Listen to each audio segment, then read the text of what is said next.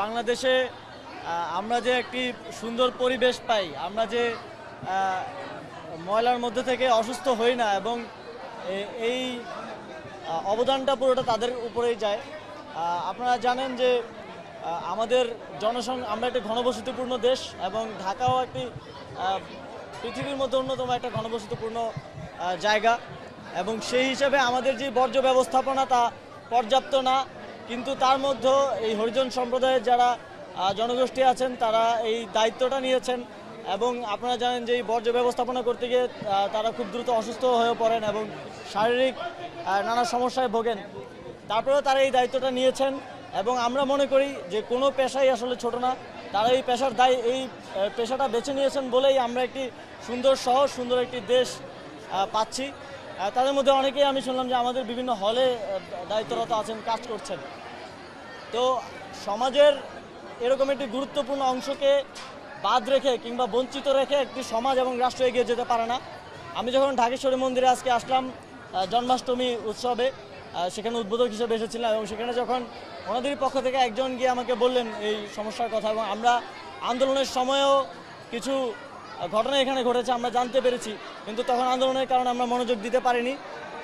এখন যেহেতু আমরা দায়িত্বে আছি দেশের, আমি এখানে এসেছি ওনাদের কথাগুলো সরেজমিনে ওনাদের কাছ থেকে শোনার চেষ্টা করেছি, জানার চেষ্টা করেছি, এবং যেহেতু ব্যাপারটা স্থানীয় সরকার মন্ত্রণালয়ের অধীনে, স্থানীয় সরকার মন্ত্রণালয়ের সাথে আমি কথা বলবো ওনাদের যেই ন্যায্য প্রাপ্তি কথা, যেটা সরকার ওনাদেরকে প্রতিশ্রুতি দিয়েছিলেন সেটা বাস্তবায়নের জন্য, এবং যত দ্রুত সময়ের মধ্যে সেটা বাস্তবায়ন করা যায় সে বিষয়ে ব্যবস্থা গ্রহণের জন্য সিটি কর্পোরেশনের প্রশাসক আছেন, স্থানীয় সরকারের আমাদের উপদেষ্টা হাসান আরিফ সাহেব আছেন, ওনার সাথে কথা বলে যত দ্রুত সময়ের মধ্যে ওনারা একটা দাবি করেছেন যে এই দুর্গাপূজার আগেই যেন ওনাদের এই বাসস্থানের সমস্যাটা সমাধান করা যায়।